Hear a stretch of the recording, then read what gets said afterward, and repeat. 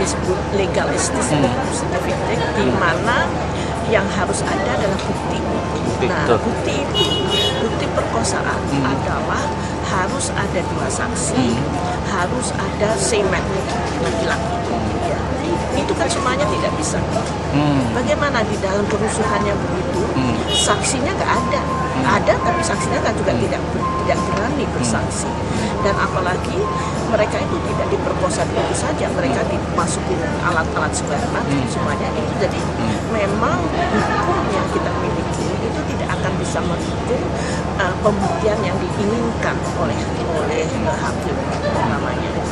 Jadi kita harus bisa mempercayai juga alat-alat yang dipakai oleh orang lain, oleh organisasi lain seperti Ikatan Dokter Indonesia yang membuat alat yang namanya Protokol Jakarta, yang sebenarnya mencari verifikasi apakah seorang diperkosa atau dirancang diperkosa dan lain sebagainya. Dan dengan alat itu mereka menemukan korban-korban tersebut, bahwa itu ada.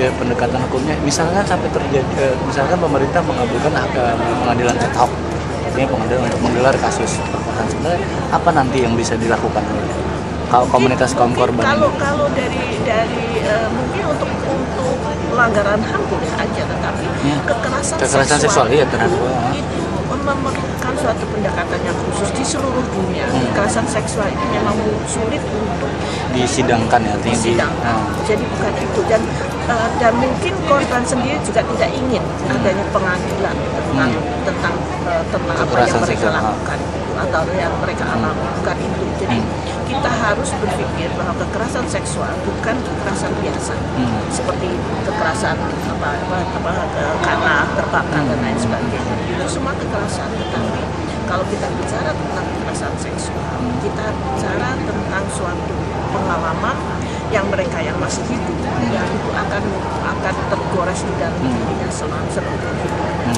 Dan dia itu karena dia biasanya juga ada stigma, ada larangan dari orang tua dan lain sebagainya, itu juga menyebabkan mereka tidak akan bicara begitu saja. Mereka, kecuali mereka sendiri nggak mau bicara, mereka juga sering sekali dilarang untuk bicara. Jadi sebenarnya apa yang dituntut oleh kaum perempuan, kaum korban kekerasan seksual perempuan? Kalau misalnya tadi di sidang itu nggak bisa. Kalau menurut saya, asal pemerintah sekarang mulai saja menegaskan kembali mereka ada, jangan menjadi dugaan, mereka ada.